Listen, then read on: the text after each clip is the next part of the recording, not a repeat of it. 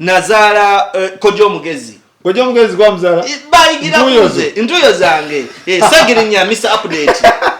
Ezo ntuyo zange. These are people I started. Fred Lumbuye ntuyo zange. Kakati ichuli ayigira ku governance. Okole ebyo. Okole ebyo byakola. Kaye wisdom, he's trying to be me. Agezako kubeera nze. Akopa gwe. Bonna bakopa nze abo. Gwalina akatabo kawe. Kubanga ku kye bakola tewaliwo kipya. Kye saakola. Tebalina kye bakola kye saakola. Junior ali atya? Junior Mirundi. He's still young. Yetaaga time to grow. Kati abantu abasigadde bonna baava mu ffe. Watandikawo bali abasatu be. Baani abatandika ekintu? Rita Kagwa. Ye pioneer. Ye yatandika mu London. Ani ava mu Rita Kagwa? Rita Kagwa azaala ani? Bajja babiri ne Jackson Ridge. Bajja babiri. Ye nga bali head to head. Otyo? Ne bazaala ani? Kati abo be bazaala nze ate. Nze bo basatu Jackson Ridge, Rita Kagwa ne Penge. We bakuzaala wabayitako tewabayitako oba walemererwa? Nabayitako mu kye nali nkola kwa oli oba ina kyakola. Wakati Rita Kagwa ine kitu kyakola. For example, ku TikTok ne Snapchat toyinza mukubira eri wuwe. Naye naffe bwe tujja mu Facebook live ate nze tabu ono mulanda nze kabaka nze akatandika. Kati ate nze nange nyina gwe nazaala. Wazaala ani? Nazaala Kojja Omugezi. Kojja Omugezi kwa mzala. Bayigira kuze. Ntuyo zange. Sagirinya Mr. Update. Ezo ntuyo zange. These are people I started. Fred Lumbuye ntuyo zange. Tubakana. Sagala mumwesibeko. Sebo obujulizi we buli video tuzirina. Rita Kagwa amalo okuzaala nze. Nozaala baliwa? Nze nazaala ba Kojja Omugezi. Ba Mindset Uganda. Mindset ono Mindset waffe. Ntuyozo. Ezo abantu bayigira kunze. Fred Lumbuye wa ba Kojja Omugezi abana bonna bava munze. Penge yaleta nze ku scene. Penge aleta ndi yaleta nze. Oli ntuyoza Penge. Of course in one word yakuleta. Yandeta ku scene abantu okumanya. Edimiza ya ntuyoza ani? Kubampuli ya jajja wamu. Edimiza ya msajja mkulu. Ngana ndo. Ntuyoza ani? Edimiza yatandika ekitimba. Edimiza yaliwo. Edimiza yatandika ku YouTube tabalimba. Yayinanga eyo gundi ya Edimiza yakuvadde YouTube channel. Agataliko sono yakikola luvanyuma nga tumaze mutuzaako kazito. Kakensa ntuyoza ani aleta Kakensa? Kakensa ate legendary. Kankwe example eri mu njawulo bbiri. Kakensa muwandiisi. He's literate. He's illiterate. Bw'awandiika tosobola kuwandiika. Rita Kagwa, she's a gospel master. Akola ki?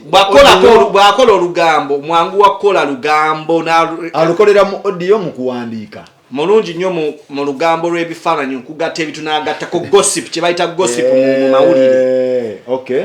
Kakati ate bw'ojja ku bantu nga Penge. Mulungi wa? Penge mulungi nti he's an outburst. Bw'akubwa atukiraho. Ochikakasa ngakute bulungi. Kati atenze eyo character ya Penge yenze mu literate. No kola version ya Penge. I did my own because I was inspired by him from himself. Nenga tejukira nze nsomyeko ye version ye informal yange. For him is informal but me I'm the formal version of Penge. Eddie Messiah version chi yani? Messiah is himself. Akola chi akuwanga bwali wekalangalo wa mukyalo yentegeera ye ya common understanding man oba ali Sweden he doesn't change himself. Yayogera nti ye jajja w'ekitimba yejubisa mukambe jajja w'ekitimba ye gondi ye Rita Kagwa tebakulimba ye Rita Kagwa Kakensa Penge meza ataliko ne yajja luvanyuma papa bloga batana abaliko bongamba kati njagala batwala bakole omulimu guno gugwe mu mirembe njagala bawa ddiiru ya kawumbi bakole omulimu guno guguke bulungi. Toyinza ku dismissing of course jajja wecholi wadali ku extreme end mu byobufuzi. Extreme end otegeza kuba tukiriziganya mu nfuge yenjawulo yali ku side ya NRM atenze ndi his pro NRM nze ndi pro opposition ndi pro NUP. Well, he's good. He mastered the game. Number 2 toyinza ku dismissing Rita Kagwa. Munup wali abana. This Muadil? Yeah, this Muadil. Muadil. Ani omulala?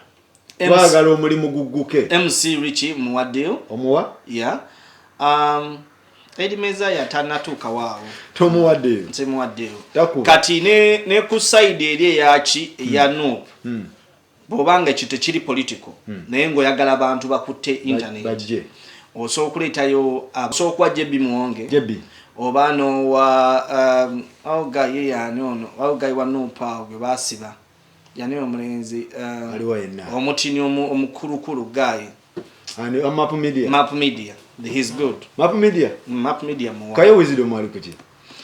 Kaye Wisdom, he's trying to be me. Agezako kubeera nze. Akopa gwe. Bonna bakopa nze abo.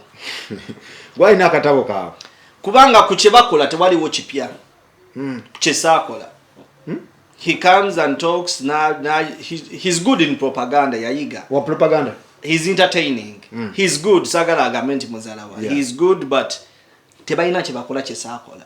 Buli kimu akikola. Buli kimu nakikola kati when I look at them kye kizibu ky'okuzaala abaana nga penge bwe yanzaala natuke kisaala ne muyitako ne mukuba ekigwe era penge tayimukanga nze Kaye n'obuyinza osobola okusiba Kaye we baagala ba blogger bataana bagenda okukuba ekintu tomuwadde simuwa ate bali abataano nga bembagambye era obateekako nze nga overseer supervisor ati kati ekigambo deal sagala ozalawe si mu bubi nkugambe bali bakulu bange mbakuwadde kati ate ne kakensa naye omuleetanga supervisor tajja mu bataano abeera overseer yagaba akawumbi wakati kuwadde etaano ye nange mpa bagaba wakugamba nti Rita ati Rita mumugabira Rita tumuwa ye jjajja ne tumuwa ye mukozi wa ssente bwoba oyagala kukolere ajja kugenda omusasule akolere naye kati ate ffe tuli bakozi ffe banoonyi ba ddiiru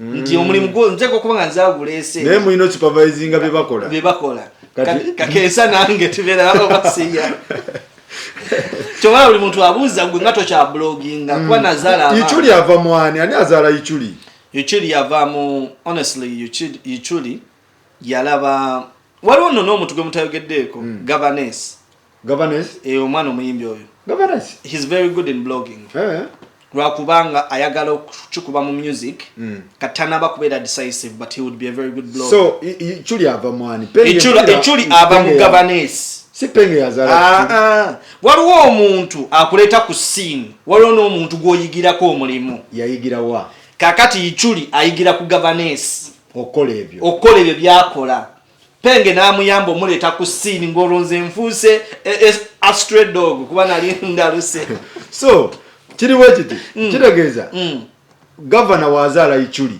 penge n'amuwa platform kati penge musemi mnaleta MC Richie that same time penge yaleta Richie ye nga fe tubakubya njolo nga alaba abana bafuse ekizibu nga balina okuleta penge awulira ebintu bino penge kyali wange sagala ojire ati mkwade credit nti we are all products nze Ichuli governance MC Richie we are products of penge lwakuba ekizibu yali informal ali informal just ye abakuwemula akuwemula bwabakuvuma akuvuma he's himself ani azala pato mmanyi pato ono mwana we taki oyo that is the product of Lumbuye product ya Lumbuye pure Lumbuye Kampala wani Ashbaga product yani kati sijja kulimba Ashbaga is the same level as Rita Kagwa yes miakaji my friend Ashbaga yatandika internet ne Rita Kagwa Ashbaga legend he's a legend despite intino yakola byakola principle he's a legend when it comes to blogging era boyogera ku blogging ngotamwogera ko kiregeeza wakaja ku internet yes achali moto Junior achali moto for sure I see his work tanatuka ku level jendi ko kubanga he did psychology at university na kola psychology Junior mulabye ridingira ku nya lya daddy mulungi na yate most of his popularism is more of daddy more than himself chetunamulaba yenga Junior tanakola chiche tanabera identical ngafu bwetuli nti era wono ya Junior Mirundi there is no way jojjo kwa ule linya lya Junior oli awule kutatawe aina kola chi Kati because nze ndaba omusajja alinga he's okay, but I'm saying he needs that breakthrough as a person. What the politics amawulire gamukuba aline bamukuba bamujemu amannyo biki daddy kati riding ira kulinya lya daddy alinga wala mutawani wa bebe cool ayinza okweka nga tavuddeyo ever. Don't worry yo muganda. Yeah, daddy ayina okusooka okuvaawo. Alan Hendricks is good. Shadow. Yeah. Junior is good, but they are overshadowed by their legendary fathers. Shadow ya manyi. Ebisikirize binene bebe ku taswa kubeerawo. Alan nafuka star. Tekisoboka. Ne Mirundi Junior taswa afuka star nga kitawa kyali mulamu.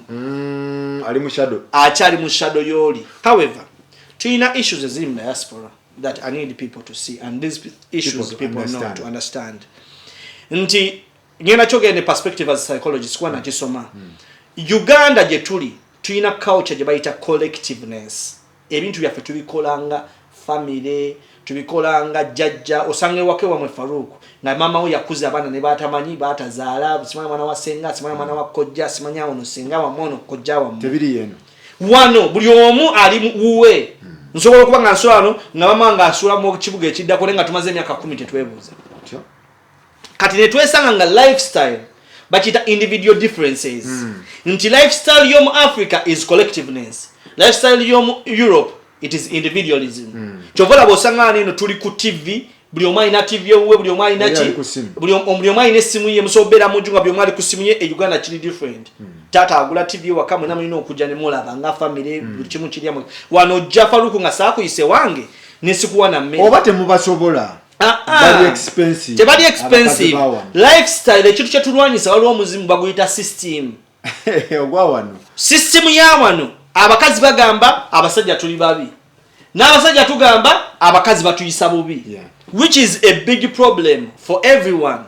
Kati kufa abakizuula mu budde kyobola batuleka bakyala baffe abonno batuyina abakyala wano ne tudduka Uganda ate gwe kinulidde ku bakazi basajja bokka n'abakazi baffe wano bavaayo ne bagenda ne bafuna abalenzi mu Uganda ne babawasa ne babaleeta ate mulundi gumu oba ebiri.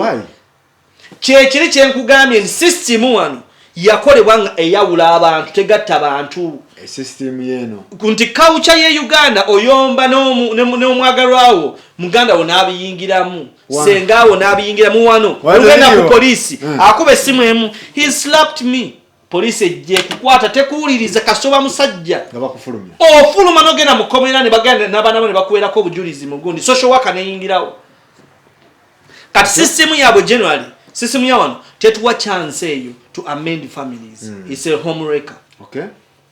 So ne mwekanga nga mwesonyi abantu buli omu ali lost otwandi fe tuli wana banku fe tetulwa na bana baffe omukazi agamba ne bakuteka restoration order mugundi mu court bwe basanga ngo obekanze nga tobalabe duka ebisindo oyite mita 10 bili wano babiyitamu abadiaspora babuuza abasajja bakaba amaziga wano n'abakazi ne bagwa ku kizibu omwana akanamubuuza where is daddy. Your father was cheating. Your father was kati nakuza omwana nga omulabira ku police banga bakutekako gundi nga tobalaba abawa kati ate kufa abasajja balinamu amalala nganzi abalina obuwangwa omukazi agenda gamba ekinoga wano nja mukubira bwerero bamuteme otyo amwesonyiye n'omuviira n'otoddamu mukubira n'abaana n'obalekayo kyekiri wano we are all going through it. So mwekanga omukazi naye agenzewa bibye agenze Kampala nafuna omulenzi we nawo ogenze ate abaana b'e Kampala abakazi bazadde abaana e Kampala sakozi obeera mu Kampala Faruka abaana bali mu Kampala banyingi abaana batukula bali wano kubulaya sebo zikati abaana abatukula bali wano abaana bali mu Uganda omwana ayambalenga to wiki namba nga teriko kisooto kati atokwa kutukula naye kuba perfume eringa ki kati gwe kikyolowooza kati ebyo ffenna tubirina abawala babirina naffe abalenzi tubirina kati ebitulya anti waliwo ne problem nti n'omujjeeri ng'akyali fala n'omuyingiza wano ate era system n'ayingira era nakyo weekiri nti nno ne system era ebalya naye kakati bw'oba oleeta omuntu ng'omujjeeri n'aleeta mukwano gwo tomubirivinga olina omuwa obudde asooke yeesootinge kati eyo nsobe tugikola nnyo era bw'omuleeta olowooza agenda sigala oli fala gobadde oweereza akanamba nedda baaba omukazi ajja wano naye system nemuge kati alina kuba mukwano gwo nze nga bwe nawasiza mukyala wange namana naye wawasiza we Uganda we Uganda naye ali Dubai maze naye emyaka 8 yanzalira abaana babiri ensonga batwala ewaffe ewaka kuweebwa bitiibwa abakazi bano tebamanyi kuwa basajja bitiibwa for sure kuvuma yo bruv this is my house I call police for you no mwana ogwozaala w'emyaka ena bwagenda kusomera bamugamba if daddy smacks you call the police ayogera ku ssomero oba okyali ku mulimu nga police ekukimye omwana yagambye wamukubye engolo kati twakuzibwa tuli different so bano banjagala simayi kunaza bigere kunzijamu nga simayi biki tebaliwo wano ojja n'okyusa pampa oli ali kukoza bintu n'amaana ga simulenju naga nange nkooye ani abantu ba wano bakola nnyo bambi abakyala teri byakugira musheyalinga ebintu buli kimu agenda okudda ng'akoya gaigwe lwaki tewafumbye leero tutuuka eri omwana n'akuwembejja omwana n'akwoleza omwana kati ogenda okudda eno ngono talina kyakugamba naawe bw'asooka okuva mu buliri ya bwala it is for sure bujja neebuuza abasajja bano lwaki bawasa eri ate ngeno abaana abatukula njagala okwebaza abo bonna batufumbiddwa oba batuzaalidde abaana naye naffe mututegeere nti naffe mutuyiza bubi naffe tetubaddukirako ddala Fawazanya tulinga bana. Mwagala nnyo ebitiibwa. Kawucha gye nkugambye nti kawucha yaffe yatukuze tugamba omukyala alina okundabirira. Nze ogwange gwa kunoonya sente. Omukyala yeekolera sente. Kye nkugambye nti ajja nga alina 15,000 ku account. Gwe olinako 2. Jukira. Kati nga tolina ky'omugamba. Oba omugamba kyoyo. Nga ne system gyalaga government ejjamuwa sente child tax emwe housing emwe akugambe fuluma n'ennyumba eyiyo akugamba okukwata black bag n'ojjamu engoye zo 3 nnya n'ogenda n'osula ewachaliwo Faruku ate naye alina mukazi we n'agamba ennyumba ku Bulaaya bagiwaani mukazi buli kimu wano ku Bulaaya kya mukazi na baana tewali gatta nti bye tugatte newe mugatta newe oba ogisasula mortgage n'ogimalayo ebizibu bwe bijja bakugamba era nze sirina muntu n'omu andeka ku mpapula ze gwe nteka kuzanga kuki obbe byange era tuseddeyo sayininga prenup omanyi prenup kyeki byokoze nga tuli fembi bye mugabana byosanze nabyo si bibyo abazungu babikola fabadugafu tukyali mu buli obujjeggo obukadde my friend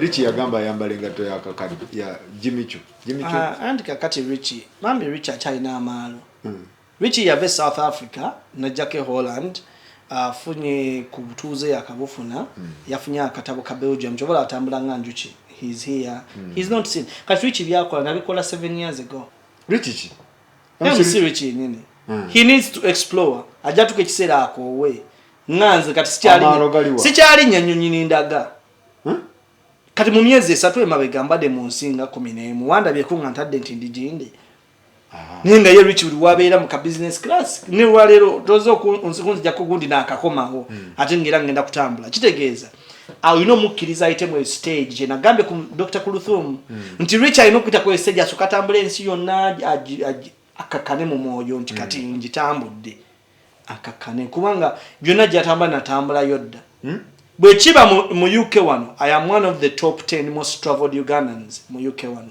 tewali nsiri kije yakakonamu jesigenda nga mutalina teriyo ateza nyingi zengenze mu data nagenda ale toziraga si kyaziraga kuba ndageki ensi yoyogeramu abantu balabye your level which wali is a socialite naye kya malo abagunjufu bagaba those guys okakasa anti alina okukula akiyitemu asooka atambula eyo nze ensi zagambe breakfast omusajja agirya Monaco ebyo byalimba ate ffe twalinya Ryanair singa nkugireyo ticket nsobola okuba nga mpeza nakaweza flights 382 eno gyenzigiddeko flights nti olinyeemu negwa n'okwata endala kati oyo omwana tanaweza na 10 Richie kati kitegeeza eyeetaga emyaka emirala ng'egyo muwa amagezi enjoy your life for now you have to go through that the same thing I told to Dr. Kuluthum we yagalika tuyise buyisi njagala tukubemukko katoki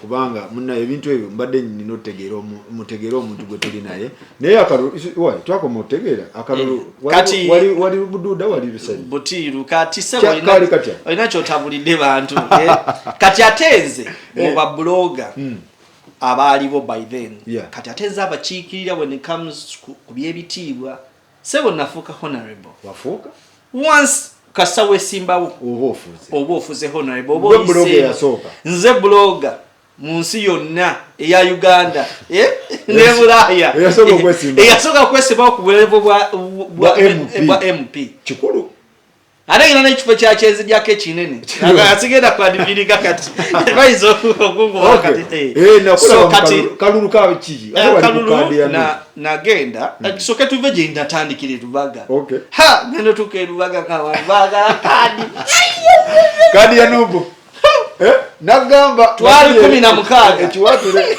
twali 16 abagala kadi ya nubu nenga mulimu abasajja ngaba twalimu abanene ngabana wavalanda nene na valanda nojja nonzija ko interview yalenyo cheza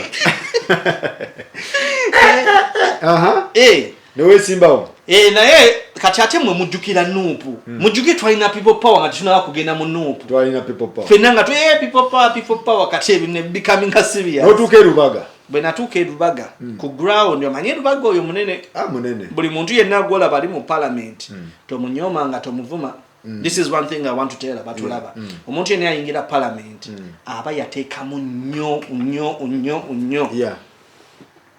ekyo bamukaku Mukaku is legendary. Mukaku yali Ludawa. Yali Lubaga. Lubaga South. Anti Lubaga zibiri. Kati waliyo Alozias Mukasa. Onyo omwana wa manyi naye namuyigira ko nnyo. Nsajja gwe sikwagala naye kankubulira amazima wanzira ko kadi yange. Niye wanjigiriza lesson. By the way, he's yateka moyo. Vaku byokuteekamu. Wali olide ko omuntu nga bwa Tyson we yakubanga abantu ebikonde n'okudown mu dakika 2. That boy did it to the whole Uganda. Mukaku ogundi Alozias Mukasa. Either it takes someone with a liberal and civilized mind to accept defeat. Positively. Nzinakiriza. Wakiriza. Nenzikiriza muyigireko. Ochusadio gambe kambe Lubaga akerubaga kakaye kanjire butiri. Andi kakati iwe maden kugira nti abantu batamanya titwaina internal mechanism ng'ekibiina cha National Unity Platform okufuna kadi. Nesoka litula mu Bubondo Buganda East Central Eastern. But watu ke sende ngetambula wali Buganda. Govuderanda ni otuze ku ground ebintu bichuka. Sente yatambula muganda wange mukasera nentya otyo nenze kyanyamba nti nasanga basizono politicians benalisi manyi basobola okwetu Faruk bine biteba byogera Kyagulanyi Bobi Wine musajja muzibu nnyo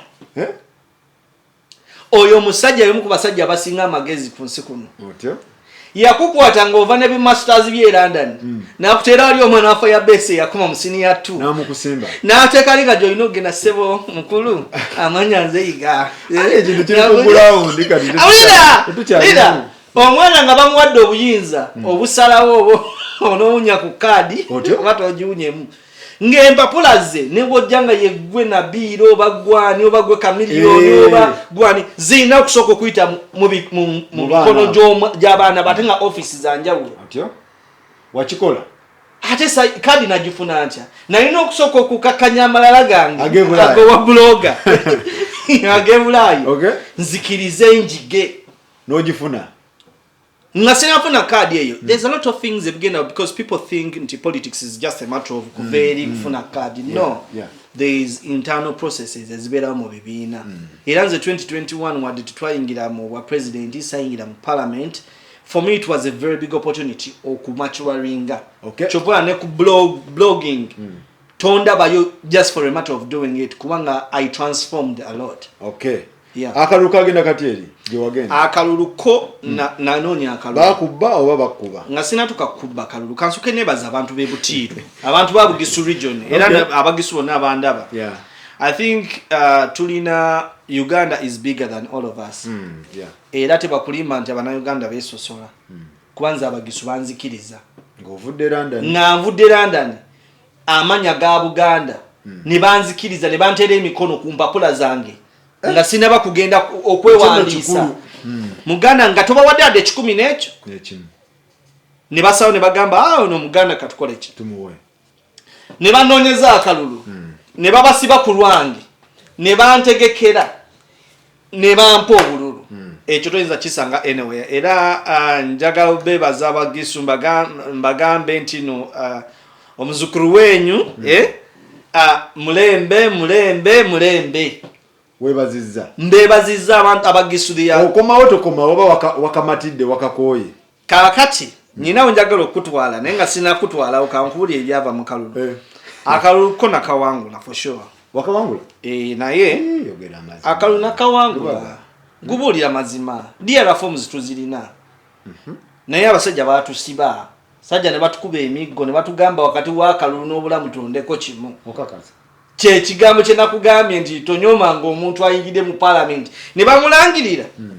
Nti kati we declare Farouk Sarkozy as the member of parliament omwaka guno. Mafumu g'abamanyi. Kizingana okutuma eggulu ku bigere. Abasajja bakayola batya? Waliwo ebintu bingi nnyo bisobola kunyonyola kati but endoze embozi eri bayalala. Tujja funa obudde obulala. Naye nga akaluko nakawangula n'esaalangirirwa. So ne balangirira munnangu w'NRM. Wakolawo ki abawagizi saakola kintu kyonna mbuza lwaki saalya nayiga kati kankubulire ekintu kimu kye nakugambye nti nze ndi Liberal Democrat n'ekirala intention y'okugenda mu kalulu yali ki? Did I go into the politics? Was it a do or die? Mine wasn't a do or die. Nze omulundi gwange gwasooka okwesimbawo. Gwe omulundi gwange gwasooka at any political level. Gwe mulundi gwange gwasooka okwewandiisa ku voters register. Gwe mulundi gwange gwasooka okulonda for the first time ever in my life. Ayiga ebintu. Nali exploring ayiga ki kye nsobola okukola. Nsobola okuveera ndani newandiisa mu electoral commission nekibaawo nti yes. Nsobola okuba nga nyine national ID yange neekola mu Uganda yes. Nsobola okwesimbawo yes. Abantu basobola okumpa akalulu nalijjukira ngenda Lubaga. Okimanyi nti Lubaga nani sobola okujja nga independent? Oli osobola. Nyoza bakise esimba Lubaga. Simanyi. Ekibiina kyakwata Rosias Mukasa ne kimuwa kaadi. Ffenna ne tukkiriza nti bagiwa Dani mu bulumi obungi. Kati nze mu pate articles enasoma tetukkiriza kwesimba ku muntu ate pate gwe endosize. That is true. Ekyo kirungi nnyo abantu abasinga bayombawo nnyawo. Kati nze nalade sibeera kubeera mujega ngende nesimbe ku kibiina kyange gwe kigambye nti yono. Kubanga eri constitutional right yange nso kwesimbawo as an independent member. Naye wagamba Rosias tumuwe kaneyongereyo kyenjagala. Akalulu bakabba katya anti kati akalulu gwe yali mu kintu kati akalulu bakakwata nze nagadi bakabba akalulu bakabba nagadi ng'obululu bwa mirundi ebiri mu district gye neesimba bagita Manafa. Manafa district bw'oba ova Kampala bw'ova ku Toro Road osooka n'oyita mu district mu constituency gye bayita Bubuule West. Mu Bubuule West awo wali district ye Manafa CPS Koti Buki byonna biri awo kati bw'ovaawo district yange gundi constituency yange yesembayo ng'oyingira border ya Kenya bagita Butiru eriko amasaza 7 Butiru erimu ebifonga bolaba Bungoho eriko Butiru sub county erimu gundi nyingi nnyo naye eriko border gye bayita Lwahaha bakabba bati akalulu kati kankubulire bakabba okay akalulu nze sigenda kwogera ku nze omuntu abeera mu diaspora musigire ekifaananyi kamulira bakabba batya kati kankubulira akalulu kabba Kampala Uganda akalulu kalimu ebintu bisatu. Akalulu kalimu kye bayita security. Akalulu kalimu be bayita electoral commission. Akalulu kalimu naffe ba participant. Those are major teams mu kalulu. Era bw'oba ogenda mu kalulu olina okuba kyati yongerike abantu aba basatu. Security, electoral commission, naffe ba participant. Kati akalulu gwenga gwe akanoonya okanoonya. Nebwokola akalulu kattibwa ebintu bino ebisatu. Ugwenga yesimbyewo ota akalulu. Mbuzo otya. Bakuwa constituency ng'erina parishes kati nga Lubaga erina 13. Ng'eyinza okuba erina polling stations nga 405. Buli polling station onoteekako ba agent babiri ne supervisor waabo. Kati bala abantu abo bali bameka nga bangi. Buli agent olina okumusasula, olina okumuwa breakfast, olina okumuliisa, olina okumuwa transport.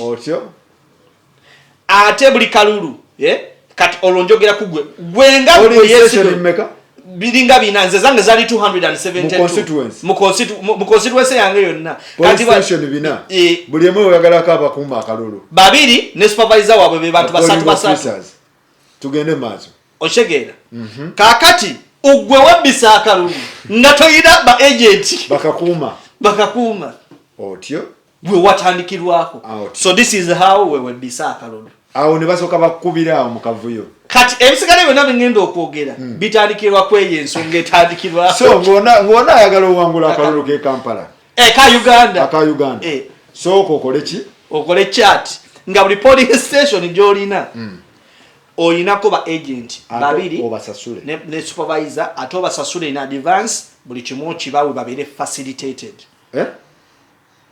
bwe bate balina facilitation ebizibu byo bitandikira ge maziga gotandika okukaba era ebimu ku ebyo byangwako nze kama kogera nga toyina kashi yatukamusabeni yajja najjako internet nagaya najjako mobile money bakagate zikola nga babeera bazotinze dda kugambye nga bwe tusuubira obunamba okuyingirawo osubira gundi agenda kumpereza ne gundi mama internet nebuukako kyovola banebaza nya lozi yasimukasa musajja yakikola ati ajigiriza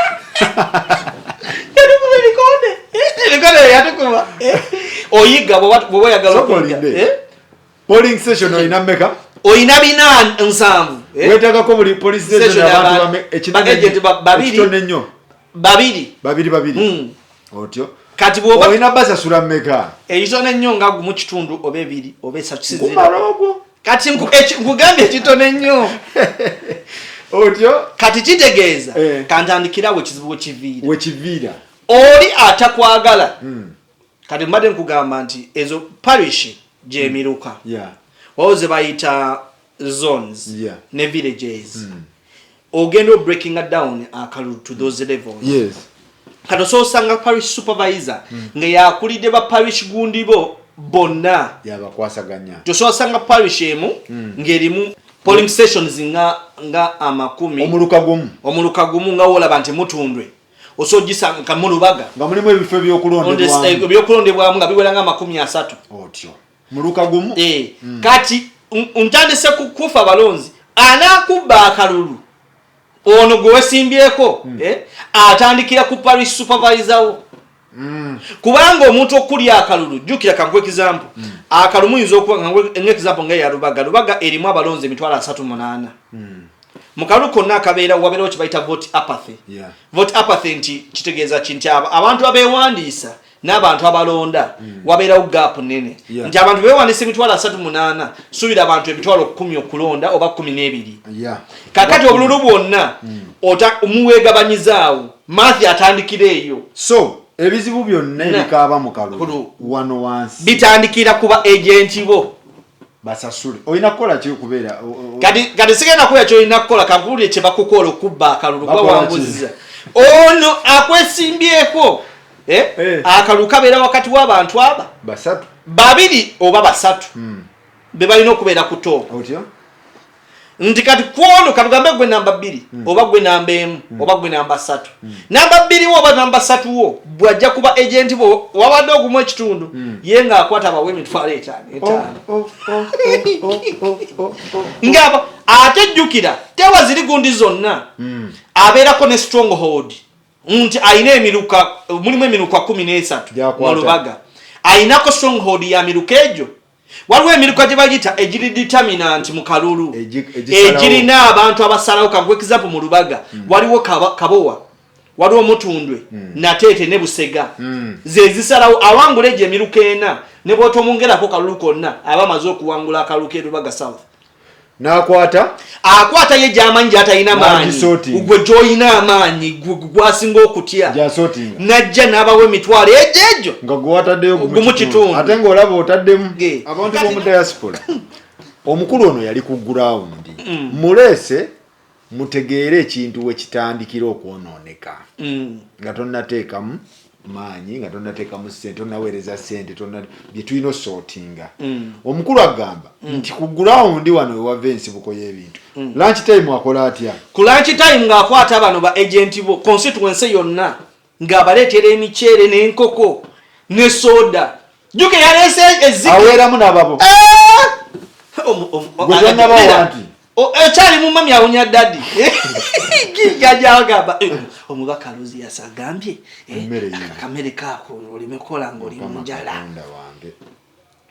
gwogera tuse emigati gyosimanyi oleeta obumerego nga baalidde dda bakusedda bagenda obagamba okyusa result bwakaluka kuba ku saa 8 nga wakavuddemu dda bino betuwulira nti simanyi babutiikinze tebabutiikinga oba it is a general collaboration between the other team ne tiimu yo ebakubba kitegeeza bw'oba toyina ssente toyingira mu kalulu kaki ke Uganda cause money is determinant kati nkulaza eyo ejetano mutendero ogusooka kati ejetano babasiiza akazigo kasaba zikwata olijukira already abamanye ekiri ku ground ye byo mwaba bamanyi ground ye ntika kati nyina stronghold bandaze eri ayina ba agent benti abantu abasinga bakutikinze kati guno omuluka jati oba ebiri esatu n'ateeka wa amanyi ge mangi gwe joli ow'amaanyi kankulage babakawo jukira akaluwe kajja ku district katukira mu office ya electoral commission otyo akalulu ako kawerekererwa DPC ya signing on behalf of security otyo ku district DPC ono abera supervised by RDC who's the residence district whatever commissioner nejukira mu setup ya Uganda RDC abera partisan kubanga abera representative wa president aliko who happens to be with a political party kati gwe bwoba owulira nti nakalwo kaagala oyina kulwanagana na RDC era ebikonde byonna ebiva mu kalulu bibeera wakati bwesimbyewo na security nalaba obubbi bwa kalulu bwesirabangako mu nsi yonna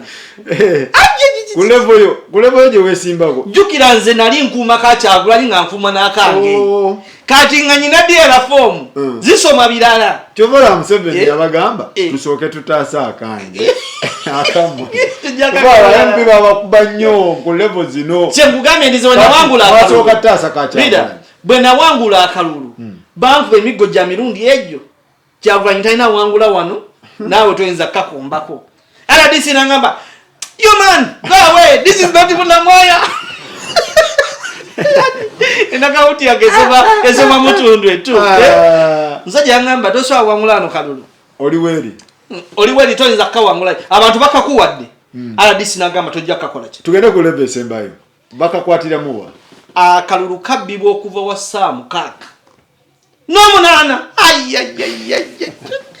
kanuke Uganda bayingize obululu akanuke Uganda bakabba kumega ku 8 ku mukaga wakati omukaga n'omunaana ebox wezisingo yingira ngaje bawa kati jukira bo baba amaninze eddagundi yo baba agent bo ne supervisor wa parish banana bonawe bakwata DL forms bazikwasa supervisor wa parish yo emiruka 13 azijjako kuba agent bo bonna nazikola ki natwala kati jukira akaluka baka zero rinze down ku bantu bameka basatu kati oli ayagala okuyitamu aba yamaninze dda namba 2 we ne namba 3 we nga nabe agent be bonna yabakoze ekitu kyekimu bwe baba yita okukola ki okusayininga ku kintu ekifaanana bwe kityo jukira already ba preemptinze dda bakutegedde gwe jukira toyina ssente ate abasajja bo n'obubbi butandika aliya bamanye ekiri mu akawunti yo bayita mu tiimu yo abantu abakwetolodde tiina omusajja oyo akasente akayina tiina kuzina abadde akaaba tulidde akuba essimu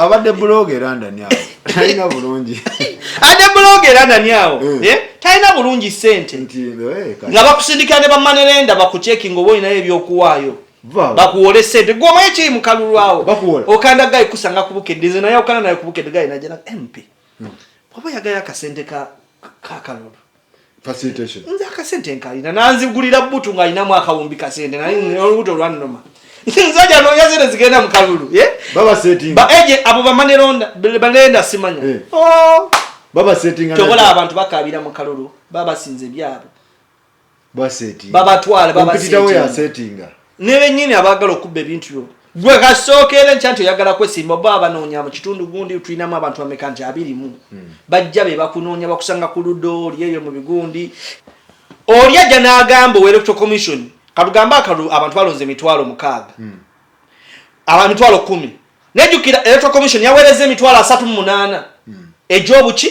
ejobululu buli ali utilized kakagule we bakabba bakwata ne bagamba nti twagala abantu 3 mu race gwabade namba mbaga okuteka mu kyokuna ne bakwata namba 2 wo namba 3 wo nenya ne bakwata nti zaya katugamenze mu biwakalu ne bakwata obululu nga bakola in 10 nze bampa 7 gwe bagala be namba 2 ne bamwa 2 oli namba 3 ne bamwa kamu 7 2 kamu 7 2 kamu bamekeka shwa ne gwe babba bamwongeya mu obululu 2 ku on 10 kakati batuka ku electoral commission nkuletere teka we ligamba otuka ku electoral commission tali center oyidiala asoma byotamanyi obi contestinga ogamba sibe byabaze ku DR form nga kubuza gamba zine boxing sealing kateteka ligamba nti DPC yeka in the presence of the DRO on the signature of all the representatives of the participants sababa debe simbyewo